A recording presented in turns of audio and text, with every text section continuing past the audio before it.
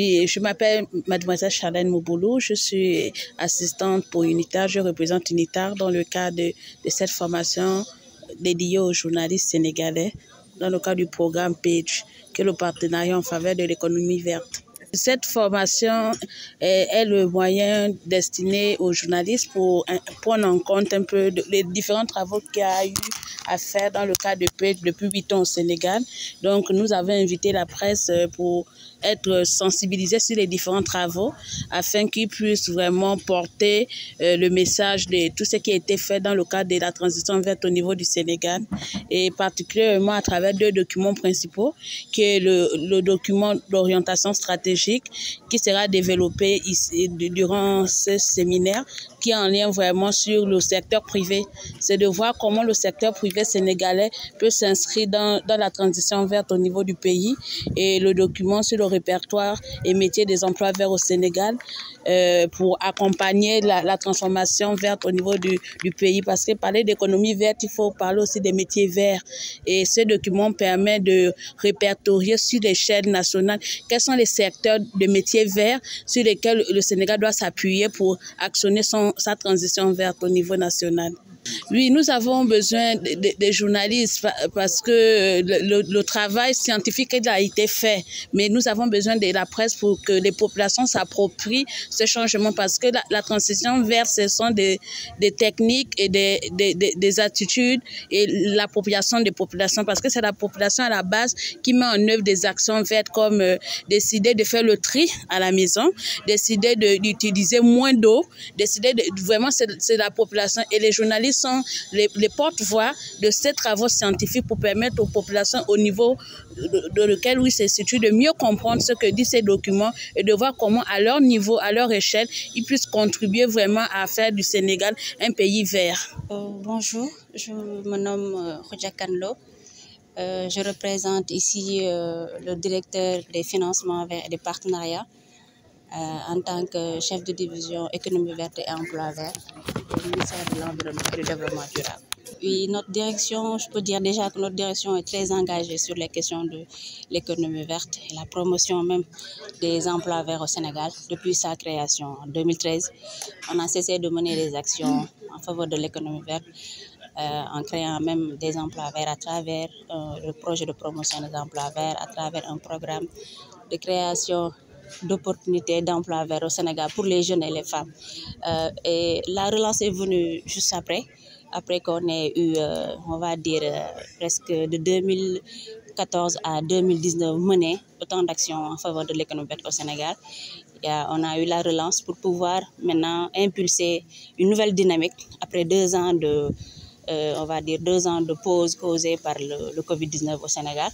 Et ces actions, à travers la relance, on a cette activité de vulgarisation de 2 études qui ont été menées concernant la stratégie de relance post-Covid et le ROM vert, donc le répertoire opérationnel sur les métiers verts.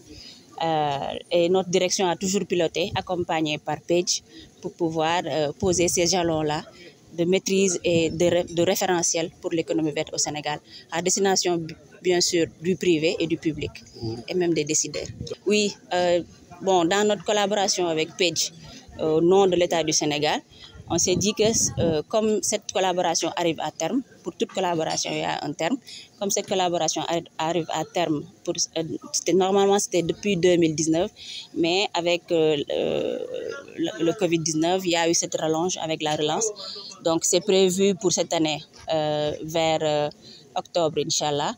On s'est dit que ce serait bien pour pouvoir capitaliser ces acquis, continuer ce qui a été commencé avec cette belle collaboration avec PAGE, de mettre en place un outil qui va continuer à développer et à aussi promouvoir l'économie verte au Sénégal. Donc la plateforme nationale sur l'économie verte, c'est le réseau qui va permettre à tous les acteurs, parce qu'on parle d'économie verte inclusive, donc c'est tous les acteurs qui sont concernés par l'économie verte au Sénégal qui devraient être réunis au sein d'un réseau et voir sur quelle dynamique on va continuer les actions qui vont nous permettre demain au Sénégal de parler d'une économie verte. Merci. En fait, c'est un mot d'abord de remerciement pour nos partenaires qui ont bien voulu financer cette formation-là qui est dédiée aux journalistes sénégalais et qui ont été aussi ces journalistes choisis à travers tout le Sénégal. Vous avez entendu, pratiquement toutes les régions sont représentées. Nous avons voulu cette diversité aussi par rapport aux radios communautaires, les chaînes commerciales, etc. Et même les sites internet sont invités.